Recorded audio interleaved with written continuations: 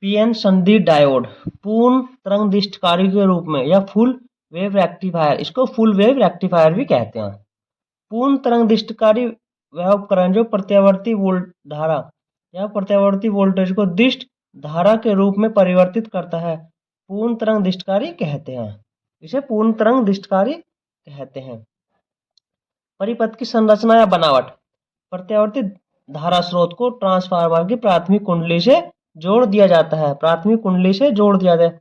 द्वितीय कुंडली के सिरे ए और बी को दोनों डायोड D1 और D2 से जोड़ देते हैं। D1 और D2 से जोड़ देते हैं।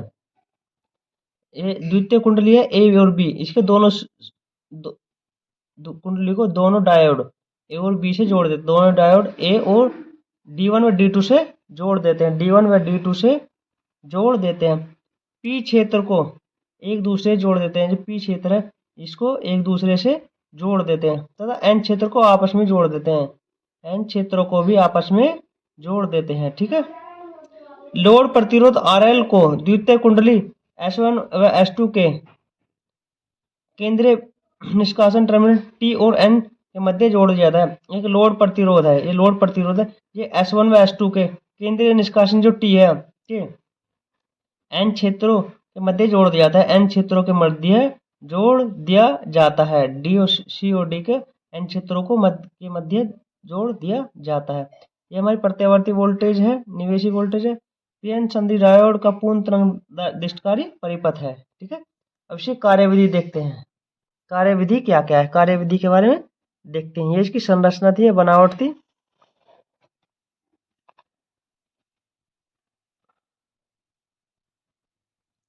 कार्यविधि। निवेशी प्रत्यावर्ती वोल्टेज के पहले धनात्मक अर्धचक्रों के क्रम में द्वितीय कुंडली का ए सिरा मध्य बिंदु T या केंद्रीय निष्कासन T के सापेक्ष धनात्मक तथा बी सिरा T के सापेक्ष ऋणात्मक होगा। T के सापेक्ष ऋणात्मक, जिसके कारण D अग्राभिनत तथा D2 उत्क्रम अभिनत की स्थिति में हो जाता है। D2 से धारा CD की ओर प्रभावित होती है।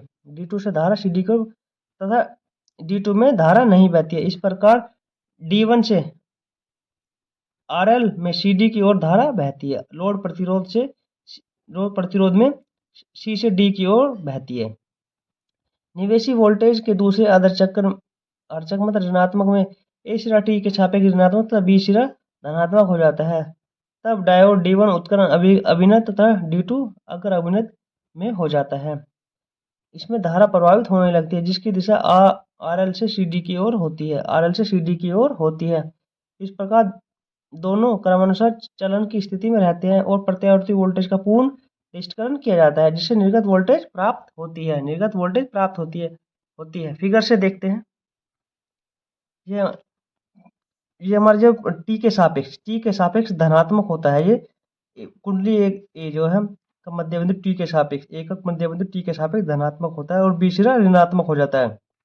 बी सिरा ऋणात्मक हो जाता है, जिसके कारण D अग्राभिनत, D1 जो है अग्राभिनत जिसमें धारा बहने लगती है और D2 उत्क्रमण अभिनत की स्थिति में आ जाता है, जिसमें धारा नहीं बहती है। धारा जो D1 से CD की ओर प्रभावित हो, D1 से C और D की ओर प्रभावित होती है। इस प्रकार धारा D1 जो है लोड प्रतिरोध और CD के बीच बहती है। निवेशी वोल्टेज के दूसरे अर्धचक्र में, जब उसके दूसरे अर्धचक्र में देखेंगे अर्थात ऋणात्मक सिरे में, तो धारा D1 दूसरे अर्धचक्र में ए सिरा T के सापेक्ष ऋणात्मक, ए सिरा जो है T के सापेक्ष ऋणात्मक होगा और तथा बी सिरा धनात्मक, फिर ये ऋणात्मक हो जाता है और ये धनात्मक हो जाता है। तब डायोड D1 उत्क्रम अभिनत और D2 अग्र अभिनत की स्थिति में आ जाता है। D2 अग्र अभिनत की स्थिति में आ जाता है। इसमें धारा प्रभावित होने लगती है अर्थात जिसमें इसकी दिशा RL से CD की ओर होती है। CD की ओर होती है। इस प्रकार दोनों डायोड क्रमानुसार चालन की स्थिति में रहते हैं और प्रत्यावर्ती वोल्टेज का पूर्ण निष्करण होता है, जिससे निर्गत वोल्टेज प्राप्त होती है। वीडियो पसंद आए चैनल को लाइक कर सब्सक्राइब करें। धन्यवाद। अगर कोई मिस्टेक हो तो कमेंट कर सकते हैं, नेक्स्ट वीडियो में उसका समाधान करेंगे।